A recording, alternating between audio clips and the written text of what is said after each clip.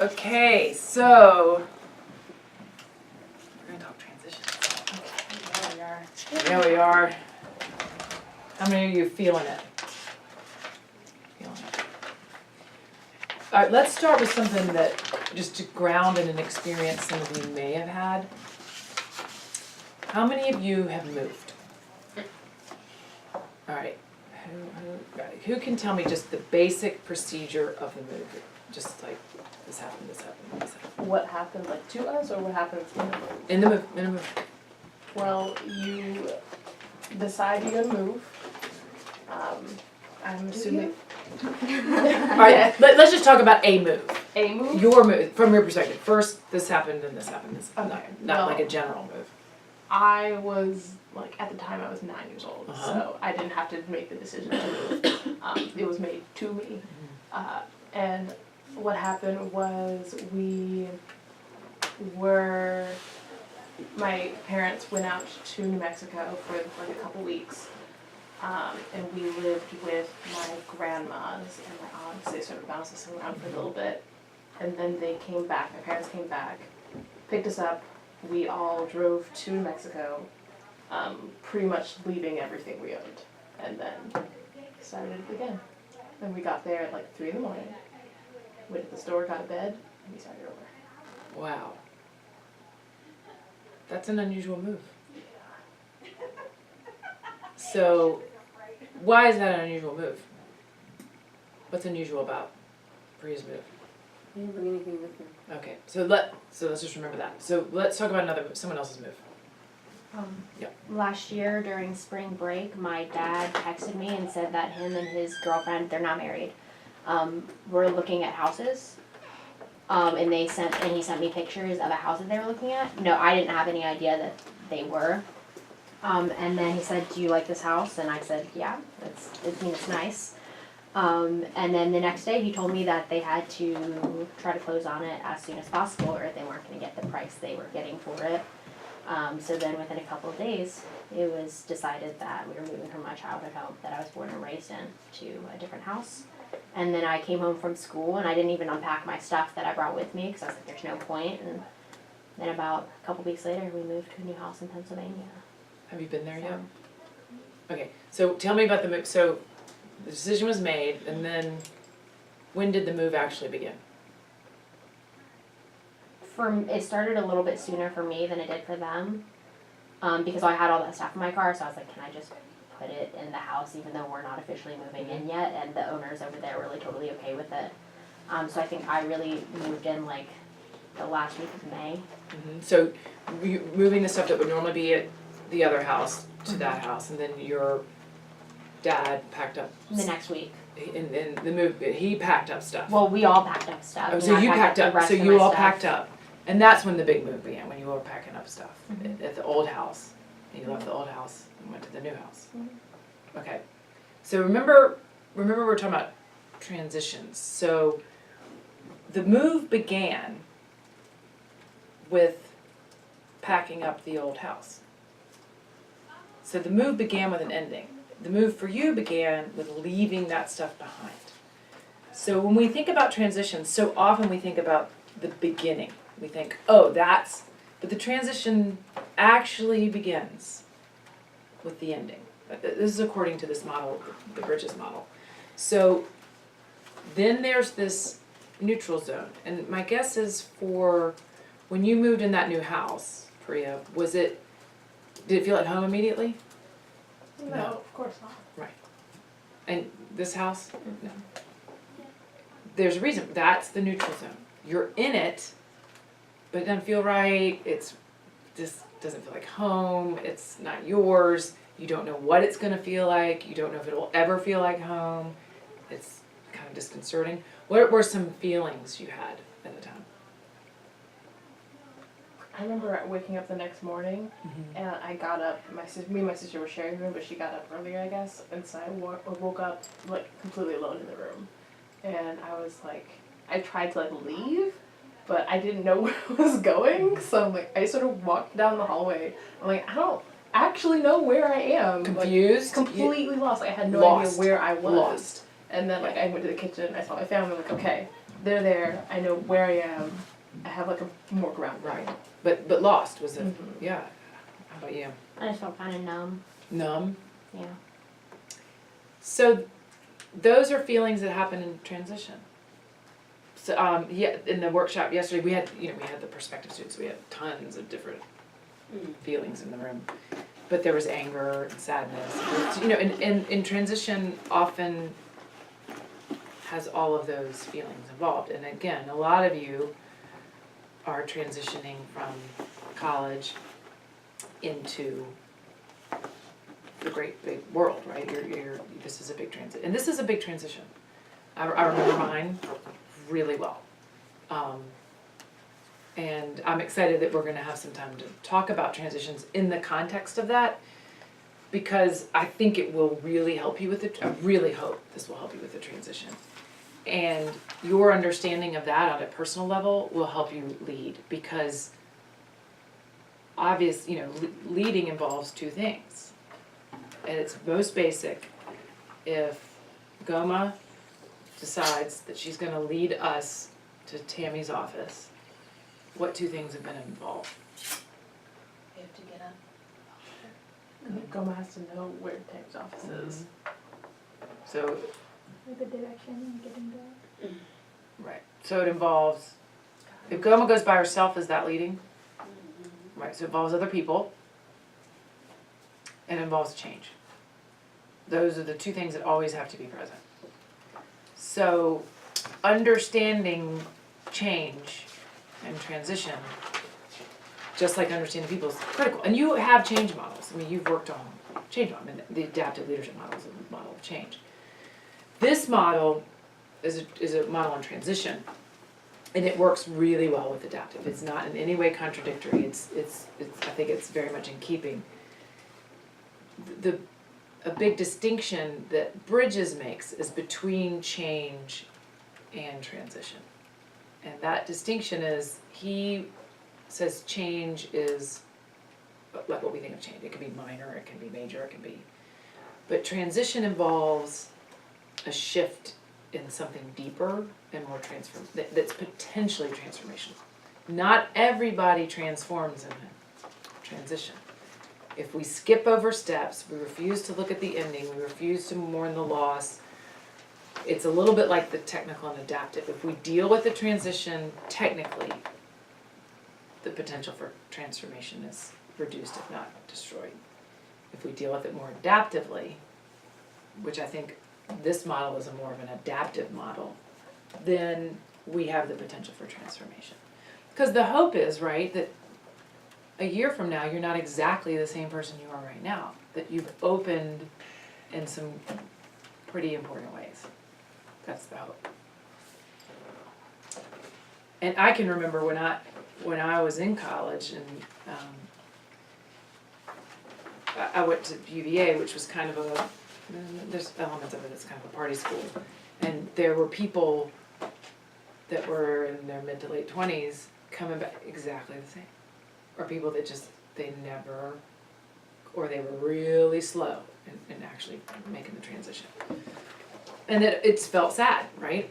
Because they were stuck in an old role that was no longer serving them. Right, so this is the model. Very simple one. And you see how it begins. It begins with the ending. And notice it's not neat, clean lines, right? It's sort of a curvy, which says you go in and out. It's not like, oh, this is the ending phase, this is the neutral zone, and this is the new beginning. A move is a good metaphor because it is a cleaner metaphor, but even as we saw in Priya's example, it doesn't always go exactly according to this.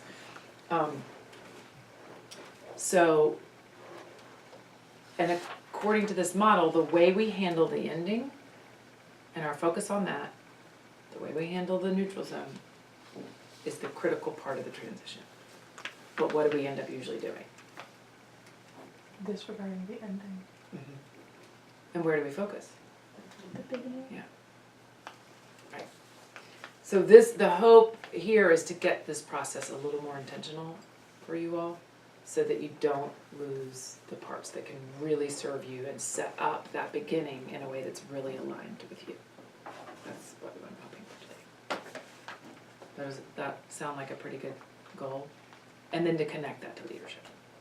So those are the two things we've done. And I'm not saying at the end of this it's all solved, it's not. Because like I said, every day we should laugh, cry, and he said something else, I just can't remember.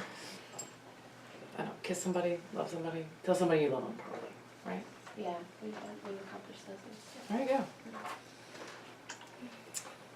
Okay, So how do you think of a beginning when you don't know? I know the ending is coming, but I don't know what's gonna come after that's right, that's the neutral zone. that. If it's a true transition, you don't know. Woo! Even someone who has a job, right? I'm gonna be working at XYZ Bank. I don't know what that means. I don't really know what it's gonna feel like, particularly as a student coming out and working full-time and not having a spring break and not having a summer break and, right, it's different. So yes, that's a great point. And that's, right, you leading us to Tammy's office, well, we know where we're going. That's a change, not a transition. We're changing. But it does involve a loss, right? Change always involves loss. So in that example, we lose this room. Sydney and Priya lost their prior homes. And depending on how you felt about that prior home, for Sydney, it was her entire growing up. That's gonna be a bigger loss. And so mourning that is going to be a big part of the transition. I'm sure has been a big part of the transition. Yeah. Yeah, of course. And, you know, the other part was you didn't get to be a part of the decision. It feels like there's a lot, and that's all important for leadership, right? Because if we're leading change and we spring decisions on people and they didn't have any part of it and they didn't understand the problem to begin with, right? There was no time for you to wrestle with what is the situation, to weigh in on that. It feels really different. It feels like something that happens to you as opposed to something that you're a part of. And in some ways, the transition you're dealing with now, you may or may not choose to have your college career end now. I mean, it's what's happening. You could have maybe taken longer or done it a little differently, but in general, this is just the way it goes. You do your classes, and it ends. So it's a little bit of, it's happening to you. Although you have a lot more say in your new beginning. And I think that's where I'm so caught up in this transition phase, because I've been moving since I was little. I've been on the go since I can remember. I've moved from New Orleans to Arizona to LA to Roanoke to abroad. Like, my life is constantly on a go, but I think because it's happening to me. Like, even though I chose to come here, Hollins happened to me. Like, I got accepted into Hollins, but I chose to let it move me and that be my transition. I feel like what's different about this is, like, this is the first transition in my life where it's my choice. Like, it's genuinely, well, what do I want? But I'm also so used to being on the go. So it's like I can choose to stop right now, or I can choose to be on the go. And so the way that my brain works, because I've been in so many different situations of moving, I'm like, well, I can go anywhere. But that's also scary to feel like that. Of course. It's all unknown. Even if it's all Yeah. unknown. Yeah. Which goes to Coma's point, we just don't know where you're going. Well, let's think about it. So if we don't know where we're going, there's a lot of unknowns. So what would you say, let's stand up, I'm gonna do it, I had more people, but it's good to get them. So, on this side of the room, when you don't know what's going on, when you're dealing with uncertainty, do you prefer to focus on what you do know, what's happened in the past, grounding in that? Or do you prefer looking at what's the potential, what's the possibility, what could happen? So this is the past uncertainty and what you know. This is what could happen. What's possible in the future. And this is where you have to pick one. Most of us do both, but what gives you the most comfort? So it's what gives you the most comfort. So this is like wrist. This is like you find more comfort in what might have the potential for the future, or you find more comfort in what you've known and you ground in. I've been through this before. I know that kind of. Well, really, that one's. I don't know. I mean, I really feel like Yeah, it this depends on one's the a hard situation. one. Just default. It doesn't matter. It just where you. I feel like I What really gives you comfort? Gives you comfort. I don't know. Do what you want. I want to do it for you. Which way were you going before? I don't know. I felt like Yeah. over here, then I also feel like over here. I think it's the way you're Can you phrasing read it them? that's because I'm Yeah, an yeah. impulsive. I'm an impulsive planner. Where you find comfort? Do you find comfort in? Yeah. This is hard. Comfort in I think I'm gonna switch sides actually. in the certain in what you know for sure. What's certain? What's in the past? What's been your experience? Or do you find comfort in The the potential and the possibility of the future? I feel like I'm over here. Okay. I'm proud of you. Okay. But I'm not like. I'm just gonna sit here. Okay, so if you're leading change, what does this group need? Let's tell them. Tell them what agenda. you need. Oh. Tell them what you need. If they're leading you through change and transition. I need like what I would probably need reassurance that you know what you're doing. If that. Yeah, I would need to like know for a fact that like this is you've done this before, and if it's new that you have something similar that you like went through. Okay. I think I would need like the reassurance of like what I know.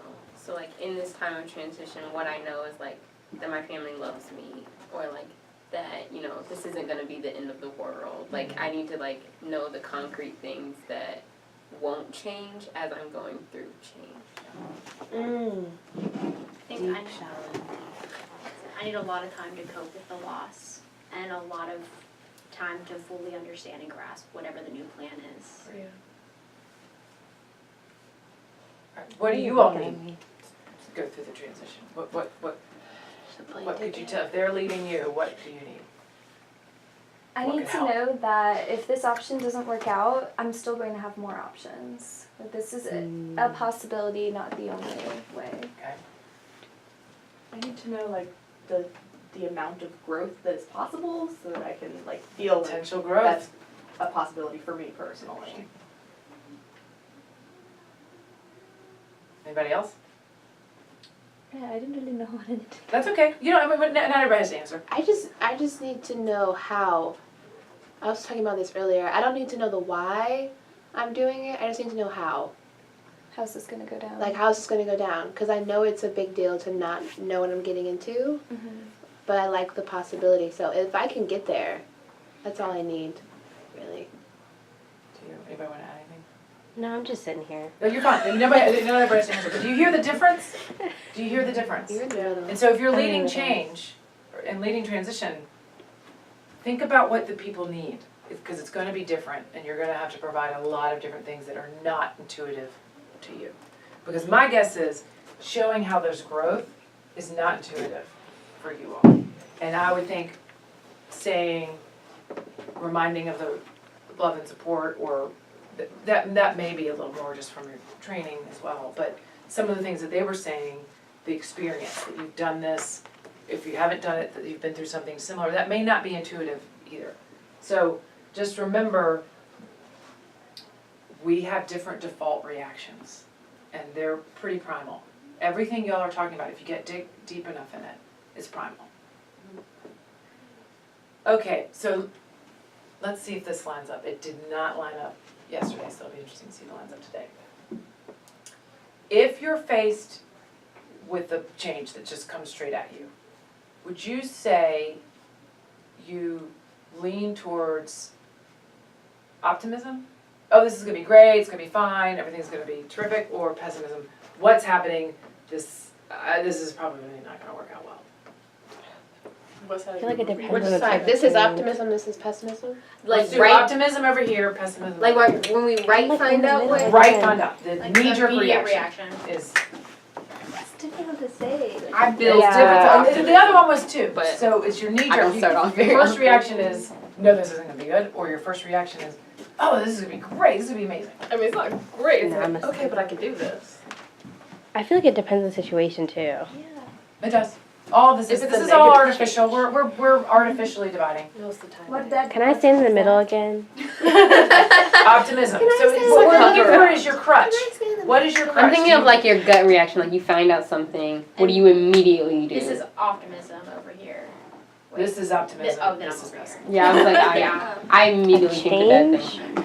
I have to work myself towards No, optimism. I feel like I'm in. Tell myself it's gonna be okay. Yeah. Yeah, I think I can't do optimism. I can't. I think I am. Pessimism. I'm gonna go over here. Okay. I'm in the middle though. Okay. We just switched I just sides feel like I'm in the completely. Yeah, that didn't happen last, I would have expected, well, no, cause April, Yeah, because me and Nick were yeah, these didn't switch. And last time it was completely jumbled up, it was a bigger group, so it makes sense that they were. So they're not necessarily the exact same thing, and that's important to remember, that a future orientation does not necessarily mean Now I'm gonna stick over optimism. And a past orientation, which is the certainty in what you know, does not necessarily mean pessimism, and we confuse those two. So let's not do that. The other thing is both are crutches. Optimism's a crutch too. Pessimism is a crutch. We might see that a little more easily, but optimism is too. So what do we really want instead? Because both are skewed. Reality? Yeah. And that's hard, that's a discipline. That's a real discipline to really, because again, if we're looking at this adaptively, what are you're raising the heat enough for people to focus on the problem, which is the reality. Not, oh, everything's gonna be fine, it's gonna be great, here's the change. Or, oh, this is gonna be terrible, we're not gonna be able to do anything about this. Neither one's gonna really serve, but we all have that default, some sort of default. One brushes stuff aside, the other focuses in on the problems and can't quite see the possibility. So what we really want is a more realistic approach to the problem and then opening and curiosity to what's the potential. That makes sense? All right, you get to sit down. I'll let you go first. What is it that Laura Hill Something about what we want, the reality is what we want. Quality, right off the street, so get it back to you. That's a good one. Where you can whittle it? No, I just picked it up. Okay, so I'm gonna pass out these worksheets that you already have. The quote that I want to share, it says, see, fantasy is what people want, but reality is what we need. Lauren Hill. Oh, I'm gonna keep one.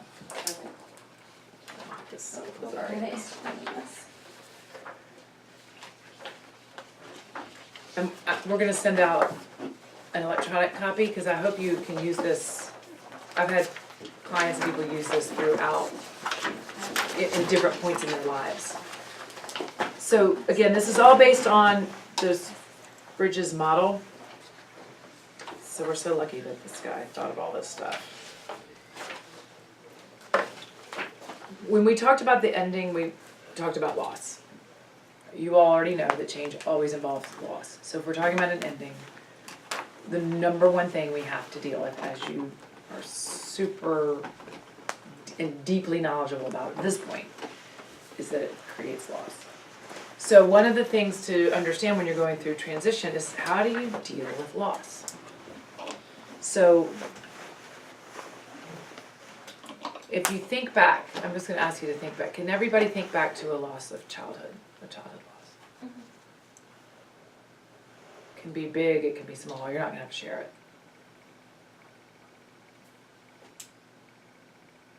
Does everybody have something? So, can anybody share what their reaction was? You can just share an emotion, you can share a behavior, anything. And not everybody has to, just get a couple of reactions. Devastation. Okay. That was the word I would use. devastation? In the moment, I was like, okay. 10 years later, I'm like, what? Mm-hmm.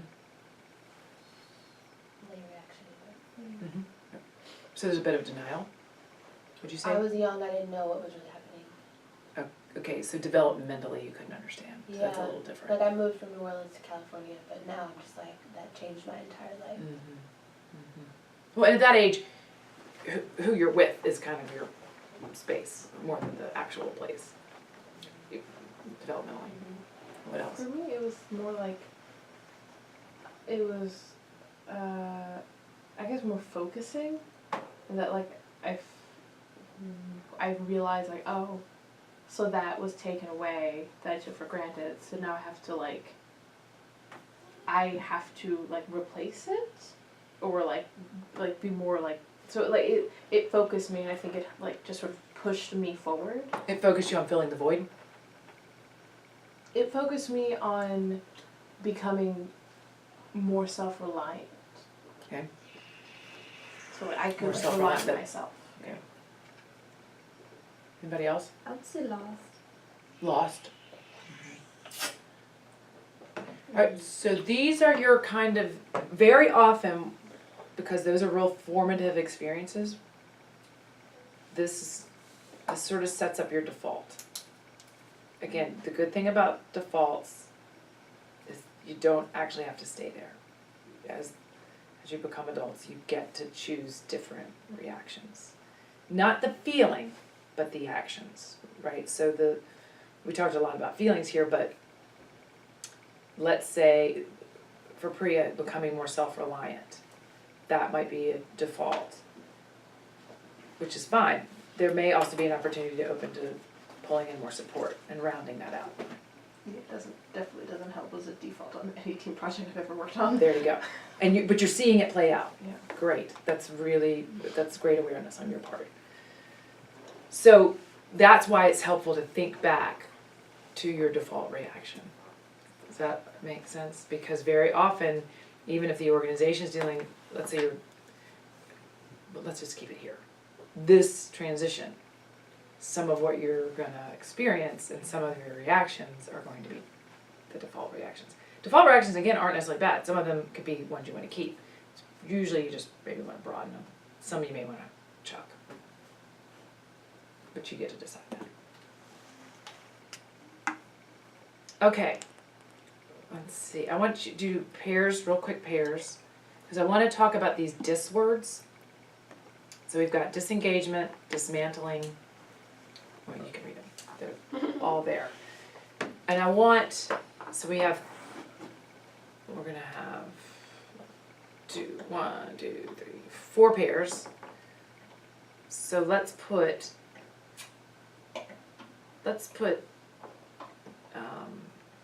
dismantling, let's put disengagement and disloyalty together, and dismantling and disorientation together, okay? So you two, dismantling and disorientation. You two will do disengagement and disloyalty, disidentification and disenchantment. And what I want you to do is to come up with examples of a few examples of each. So we have concrete examples of it to share with the group. Does that make sense? And you can talk about your experience and to come up with the examples, but share that with each other. Because in a loss, we don't always experience all of it, but we will often experience at least some of these things. Does that make sense? Oh, okay, great. Okay. So disengagement and disloyalty, right? That's confusing. We're What's coming up with can I help you? examples No, just the word when disenchantment these things happen. I don't know. So like, You all Enchanted. For this, I have a question. Yeah. Is this from our personal experience or abstract? I would stick with your, if you can stick with your personal So experience, you're you're like having easier time coming removed up with from things. the possibilities? If I think about it. Now you can start, but however your brain works, if you like to start abstractly and then move in, that's fine. And then But I the personal experience, I'm like, oh, This is okay. Does it bring that like down a level? Disengagement in order to understand. This is okay, everything's fine. If I like become disenchanted from that place that I've like lost and I don't want to deal with it anymore, or I can't handle it. Does that make I had a sense? friend just asked me for a date, and I was like, I do not have time. So, But I would text you back and be like, Yeah. cannot, sorry. it's kind of, so if I think So of I'm trying to think of myself, like a transition. I which I feel disengage. like, I mean, I feel like there has been it's change, more but at the like same my time, first, like, I feel like I have lost some part of it on the way. So when I finished my school, so I moved, I got the scholarship to like go on to personally, international like school. my apologies. But then there, everything was new, I didn't understand the system, I didn't, I like, not home, it's like in Nepal, like when I was still in Nepal. I was just too young and then trying to figure out my way. But at the same time, I was like completely far away. Yeah. I didn't know anyone. Anything that happens. And I started kind of getting Even sometimes quiet, like when and then I was not like that before. What about like So musicians? after that, Like here. it kind of became like, you know, the Yeah. quietness started coming more and more I because I pretty much, needed to like, find my way. don't talk to any of my friends back home anymore. And then And like my first I feel semester like year, I that's- pretty much just like shut myself in my room all the it's kind of weird now thinking about it. time. Like that's like my. So I would say like it took me more Being time removed from all to That's actually how I did get back to myself. So it wasn't like as intense when I transitioned high school. Largely what I mean, like I think with I my missed in high the school. process. I think like in that process when I was going through a change, that was just such a huge change that I didn't expect that to come on the way. Yeah, that So one's a I'm little bit still like harder. getting back to it. Yeah. Is this like you? When Like did you realize just like you that? can lose? Yeah. So I wouldn't say different, but I would say like so the way I am with my if friends you when back lose home versus something, the way I'm with my friends. or like feel the pain of losing from my it, high you school. like It's different stop because being loyal to. so like I'm not as chatty, I'm not like you know I'm not as crazy with them as with my own friends. So that kind of shows something like it can be because I'm more comfortable with them, but at the same time I know like things happen when I like move to a new place, and that I was not used to it, so it took more I time. guess like to sometimes get I back. purposely did things that I knew would upset him. So like I would almost say like it's a little bit like disloyalty, like that. I don't know. Like the only thing that I can think of is that like I was very loyal to like keeping him happy, but then like once that happened, I was like, you know. Maybe I know I've had a couple Do you like have an example? interesting friendships, and one of them was like after We we were together last year. stopped being friends, I felt like less compelled to I think when protect him in a way, because I'm like, I have I- two examples. like usually after, even if I'm like done with the relationship with them, I'm still like, yeah, I'm still not gonna like talk trash. But there's So I like stopped doing a things sum for total of like myself. 2 or 3. It was always about us. No, 2. And They were 2 I friendships that ended that I just forgot like or lost track of what it is completely that very I bad like endings. and who I am. So in those situations, I was So, but that took a disloyal long and I time would go because like I lost myself. It was like just like years completely Mhm. not my responsibility anymore. And then one time, And I guess that'd be something sort of I like guess like here at Hollins, because I imagine, because like if the idea is like you when you end something, it's not like something that you like close the door and walk away from forever. Like you still have it, Yeah. and so you still feel a loyalty to it. Like I'm sure like every time I go back to New Jersey, like to where we moved from, like I love like driving by where I used to live. We don't live there anymore, but I still feel like look, it's still there. Didn't turn out Still there. right. It's like that's still my one of my I can't think homes. of like a transition period when I thought, oh, this transition That's is very been different. great. So do you Actually, I can't say think that. you tend to do things depending on who you are with?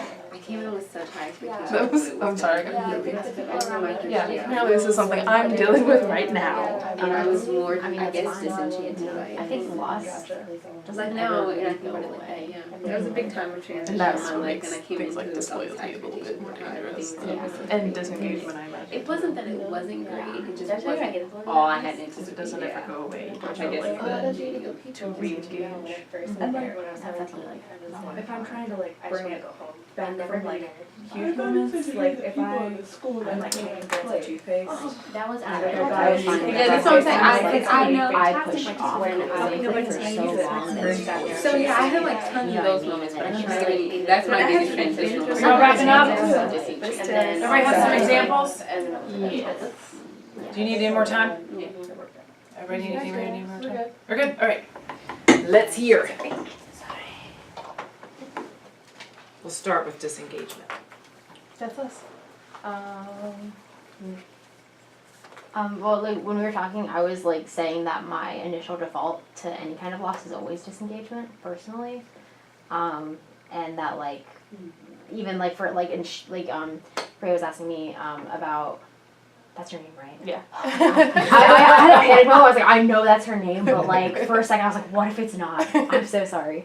But when I first like came to Hollins, like I kind of like cut off all my relationships with like people from like home and like from like high school, and I spent all my time like alone in my room instead of like, unless I had things that I had to do. So like dealing with the loss of like with the transition and then like the loss of being home and having that like dependence on parents, I guess, like I disengaged from like outside world a little bit. And then we also did disloyalty. Okay, tell me about that. This is interesting because I paired those purposefully. It's not just that they're bookended. This one was Because it was interesting because when you said I cut off my communication with my friends from high school, right? So that feels like disloyalty, right? Yeah. Just reading the definition of disloyalty, yeah. we had a little bit of trouble like figuring that one out, but then you like went and pointed that out again. But we're thinking like, cause loss doesn't really end after like you're done with it, or after it's like gone. Like it continues with you. It's not like a door that you just sort of walk Right. away. It's not a walk away neat, from. clean experience, right? Yeah, and so like being disloyal is like after the formal loss has ended, after you transition to something new, you still like aren't like loyal to the memory of it almost, sort of.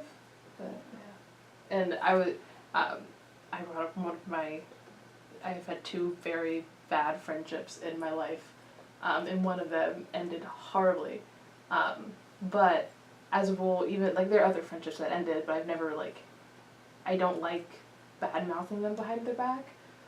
Even if like I'm stopping being friends with you or I stop knowing you, I don't want to like go on telling your crap to everyone. But they're the two ones that ended like horribly. I know that I have been very malicious and not been as protective of people after that has been ended. And that felt disloyal. Mm-hmm. And it can also be, sometimes when people change careers and they leave an organization that they really care about, that feels a little disloyal. Or to their teams.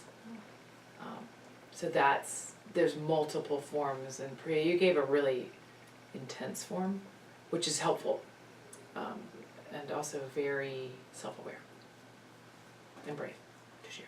Thank you. All right, let's go to dismantling. That's us. We said that dismantling reminded us of like some sort of unpacking, Mm-hmm. and Cheyenne said also searching of some sort. Mm-hmm. Do you have an example?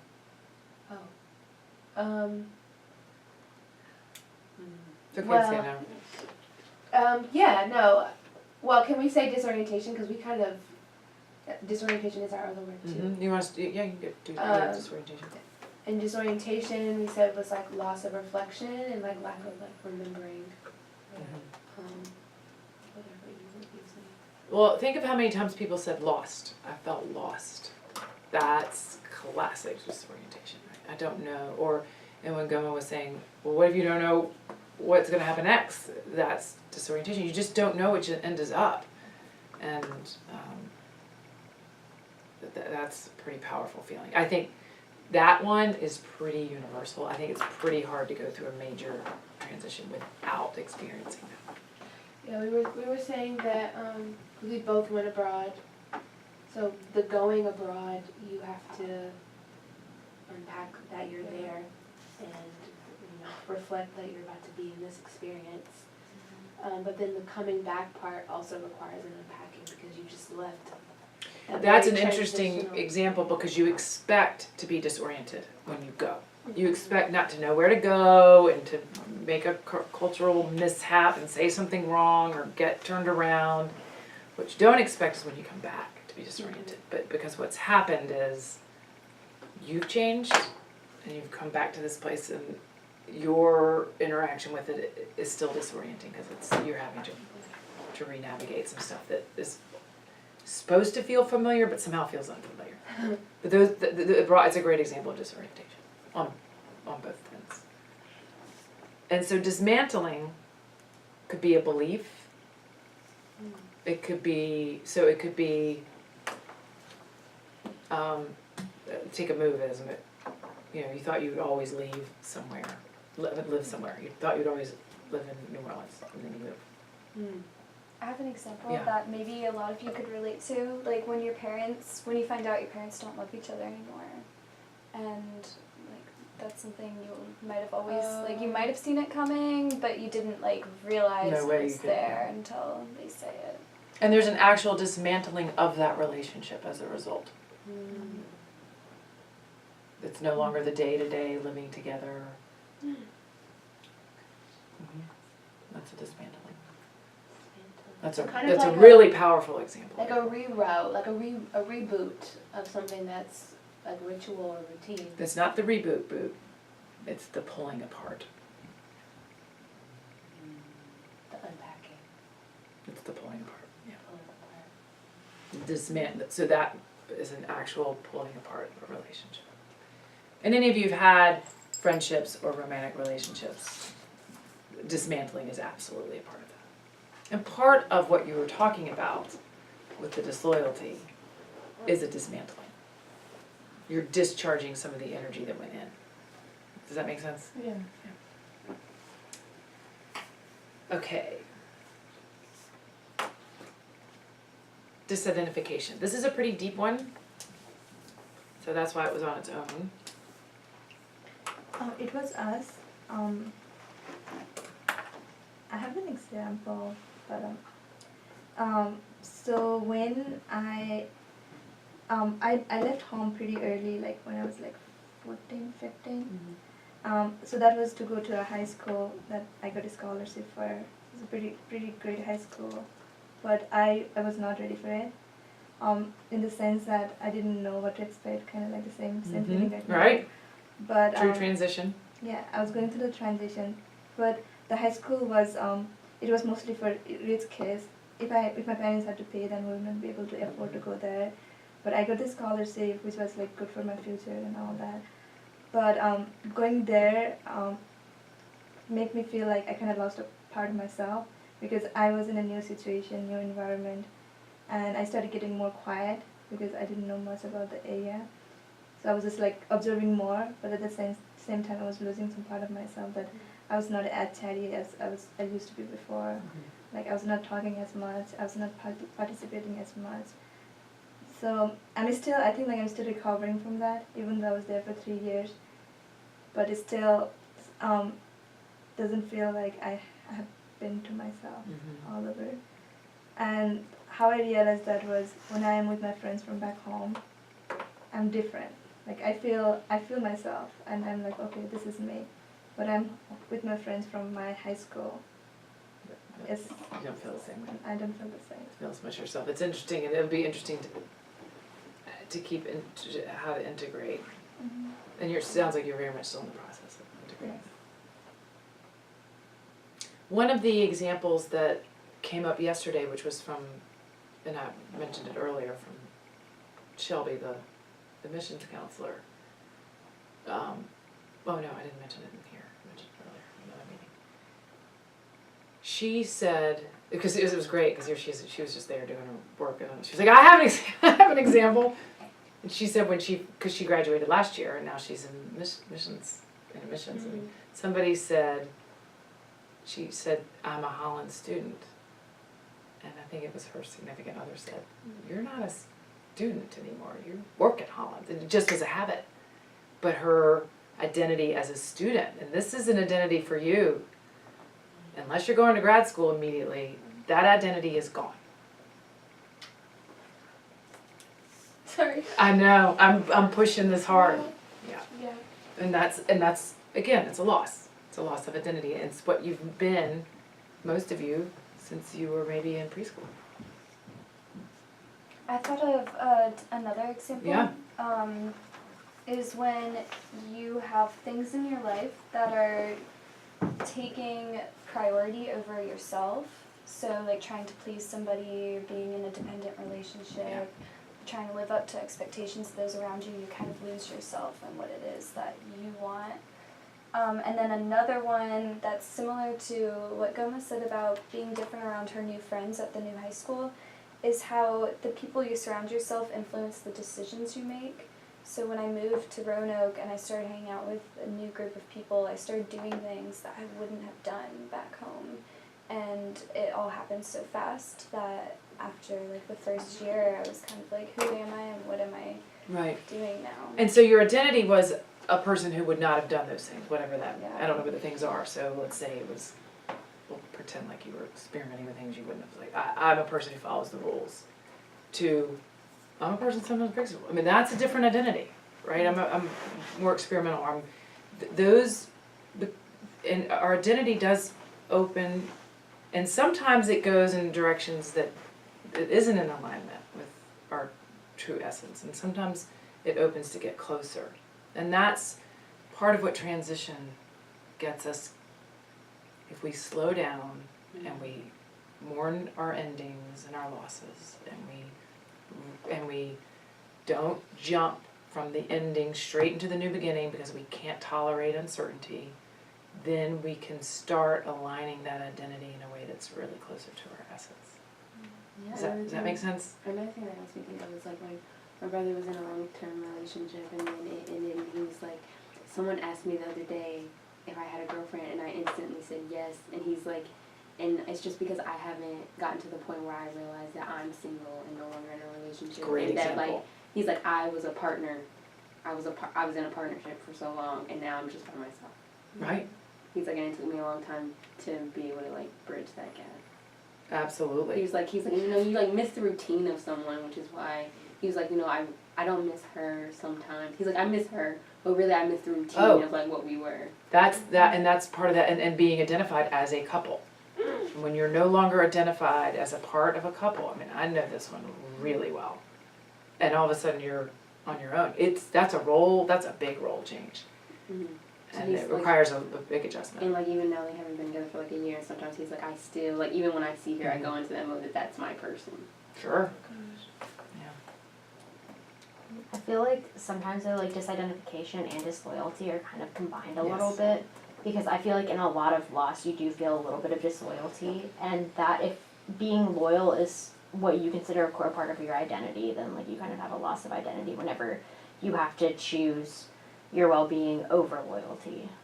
Right, and that's why it's important to understand these feelings, right? Because if you identify as loyal, but you are having to, most transition will require a disruption in a relationship and maybe an ending of some relationships. So that's going to be there. And if you're self-protecting, right, if you're putting in defense mechanisms not to deal with that or not able to hold that tension, you're going to miss something, and you might end up behaving in ways that aren't in alignment.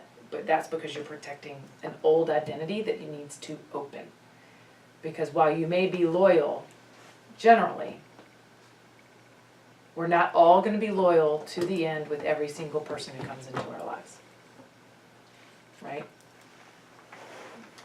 Because at some point, we have to be true to ourselves. And sometimes that will require ending a relationship. And sometimes we end up, because we're so hurt, saying ugly things as our part of our process. So those disloyalty is going to often happen. So this is why wrestling with these things is important. Because we can defend or we can stay with refusing to own what it means to be on your own. Classic rebound relationship, right? He did that so many times. I just want to be in a partnership. I'm a I wish I partner. would have known this then. I could have given a lot better advice. I want to listen. It's primal. This stuff is primal. I don't mean that you have to default into it when I say that. I mean, it requires you stopping, Sorry, I had a moment. you slowing down, you recognizing what's at work here. Did you want to share your moment? No, I have really interesting behaviors when it comes to loss. I attach to people when I lose something, to fill the void of whatever I just lost. And I think because of childhood loss, I have issues with people, and so it's like a loyalty trust thing. So my disidentification and my, I guess my disloyalty shows up in a way where if I lose something, I carry that loss with me into the next thing that I become a part of, which usually involves like a friendship or just someone else who decides to come into my life in that time. Right. But I think but I know that about myself. So that's something that I've switched, like I've unpacked, and learned how to sit with myself because of Right. those losses. And maybe even describe it. This is the other thing is you can also say, Yeah. this is what I tend to do and this is where I am. Yeah, and it's like defense mechanisms of Sure. being okay and owning up to them. Right. But then it's like when those losses happen again, it's like how am I gonna deal with them? So I think maybe in the past year I've recognized those things and been able to change the trajectory from like a new habit. Right. Yeah. And recognizing these are going to, this is going to flow through. So it's just a matter of, instead of avoiding the feelings and the discomfort of it, bring that in. And then as you integrate that, making more intentional decisions that are aligned with, again, your values, who you are, generally where you want to go, even if you don't know exactly where that is. And thinking through these things and really getting a little more comfortable with them will help you do that. As opposed to allowing that to, it's because the more we have that's in our consciousness, as opposed to operating unconsciously, the more aligned that we're going to be. Because these primal things that we don't wrestle with will drive us. And we all have them. We're never, it's a lifelong process. Very few of us are going to get to the point of everything being conscious, right? And if you think about it, so we've been talking about this personally, so imagine you're leading change in transition. This is a lot for people to deal with. And it's not that you have to become their therapist coach, but understanding what's going on with people and being able to connect with that is really important. Because chances are, if you're leading change, you're further along and you're more in the possibility, but there are going to be people who are not there yet. And the more people, it's not that you can get everybody along, as you know, there are going to be losses, but the more you can get on board that are really on board, the better. It kind of like enters into like ours a little bit. We talked about it and we thought of like enchantment as something that can inspire you and enthrall you and motivate you. And like what happens when you're not enthralled. And like that's when you like kind of go in with these ideas of, oh, this has possibility, and you get into it and you're like, this does not have any possibility. Right. Yeah, I think disenchantment's an interesting one because it often is kind of the beginning of the loss. Sometimes that's when you go, gosh, what I thought was so great. Think about it in a relationship or a job you've had. It starts off with all this and you're really into it and then not so much. And disenchantment doesn't mean it's time to let go necessarily, right?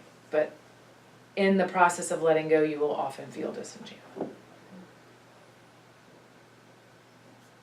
I feel like this would have been really nice to have like known, I feel like, several months ago. Oh, yeah. Just, well, like, I mean, like, to share a story, like on the lacrosse team, my friend and I were both like, we call it leadership committee. It's essentially the same thing as captains, and like the coach told us that like for this season that we were going to be in that role, and we made an active decision where like there needs to be a change on the team, and the team needs to be one that's more united and that's more positive. And so that's like something that like we've really pushed for this year, and like I'm just realizing now that for us, we knew the change was needed. We made the decision, and we like had prepared ourselves to deal with it.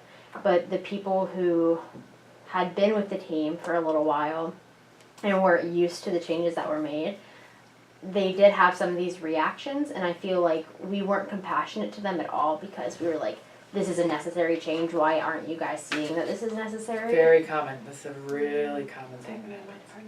And like I feel like this is really important to know. And one of the ways to change. remedy that is to engage them in the problem Yeah. and to raise some heat around that. If you look at it adaptively, then the other part but that still won't take away these feelings that you're talking about. Right. So, and understand what do we know about feelings?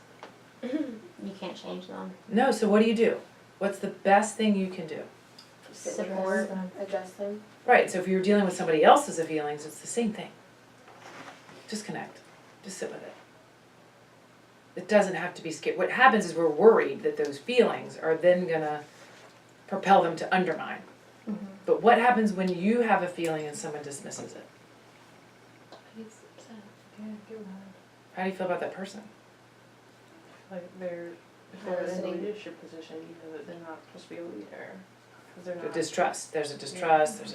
So it's the same. I think that happens a lot in friendships. It happens a lot everywhere, right? Yeah. Absolutely. Absolutely. So that's a great example. And again, tons of self-awareness because that pattern for most people continues throughout their lives. Yeah. And you'll see it in change agents, those of you who are more comfortable with change and with a more future orientation and are really, it's really hard to slow down and be and connect with those feelings because they see them as threatening and annoying and tend to dismiss and keep moving. And then those who are more resistant to change want to avoid the change and pull it back, right? Earlier I walked into we had like a lunch meeting and I had to tell the person who I was. And I started, I was like, I think I'm an introvert now, or more of an introvert. And Priya goes, what did you say? It was kind of shade, but I was like. It wasn't supposed to be shade. No, I got it. What, you said something. It was like introverts like know themselves. Like introverts love themselves and like in a way that extroverts don't. Yeah, and but that hit home for me because I was like, that's kind of true because I feel like it's not that I'm an introvert, but I'm taking more introverted steps to associate with myself and the feelings that I tend to avoid as an extrovert because I'm always on the go. Mm-hmm. And so slowing down has taken me time to get to, but now that I'm at a place where I have slowed down, I'm like, wow, all the things that I miss in my brain. Mm-hmm. And not only do I miss them, like now I can like catch them in the moment. Like I can sit and write them down and actually know what they are, or let them go if I choose to. So you spend what you've been doing is spending more time on the relationship with yourself. Yeah, self-awareness.